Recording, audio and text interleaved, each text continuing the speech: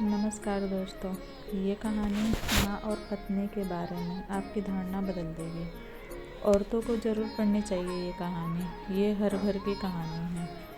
बेटा घर में घुसते ही बोला, मम्मी कुछ खाने को दे दो यार, बहुत भूख लगी है। यह सुनते ही मैंने कहा, बोला था ना ले जा कुछ कॉलेज, सब्जी तो बना ही रखी थी।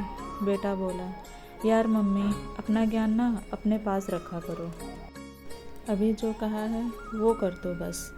और हाँ, रात में ढंग का खाना बनाना। पहले ही मेरा दिन अच्छा नहीं गया है। कमरे में गई तो उसकी आंख लग गई थी। मैंने जाकर उसको जगा दिया कि कुछ खाकर सो जाए। चीख कर वो मेरे ऊपर आया कि जब आंख लग गई थी तो उठाया क्यों तुमने।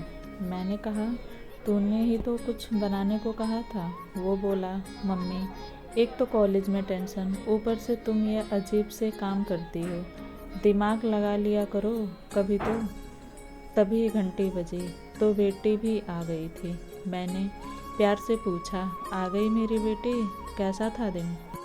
बैग पटक कर बोली, मम्मी आज पेपर अच्छा नहीं हुआ। मैंने कहा कोई बात नहीं, अगली बार कर लेना।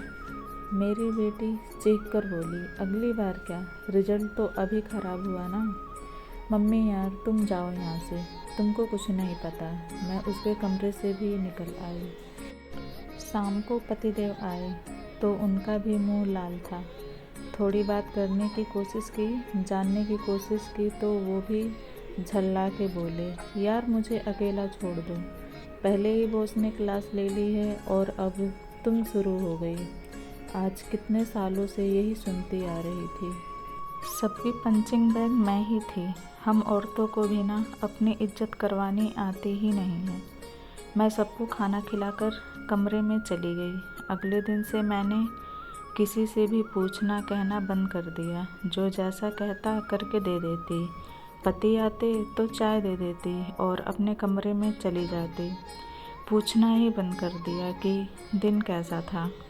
बेटा कॉलेज और बेटी स्कूल से आती तो मैं कुछ ना बोलती ना पूछती। यह सिलसिला काफ़ी दिन चला। संडे वाले दिन तीनों मेरे पास आए और बोले, तबीयत ठीक है ना, क्या हुआ है, इतने दिनों से चुप हो। बच्चे भी हैरान थे। थोड़ी देर चुप रहने के बाद मैं बोली, मैं तुम लोगों की पंचिंग बैग हूँ क्या। जो आता है अपना गुस्सा या अपना चिड़चिड़ापन मुझ पर ही निकाल देता है।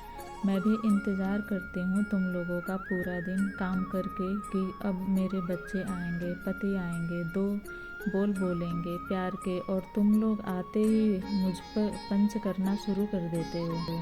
अगर तुम लोगों का दिन अच्छा नहीं गया तो क्या वो मेरी गलती है। हर बार मुझे झिड़कना सही है। कभी तुमने पूछा है कि मुझे दिन भर में कोई तकलीफ़ तो नहीं हुई। तीनों चुप थे। सही तो कहा मैंने, दरवाजे पर लटका पंचिंग बैग समझ लिया है मुझे। जो आता है मुक्का मार के चलता बनता है। तीनों शर्मिंदा थे। दोस्तों, हर माँ हर बीवी अपने बच्चों और पति के घर लौटने का इंतज़ार करती है।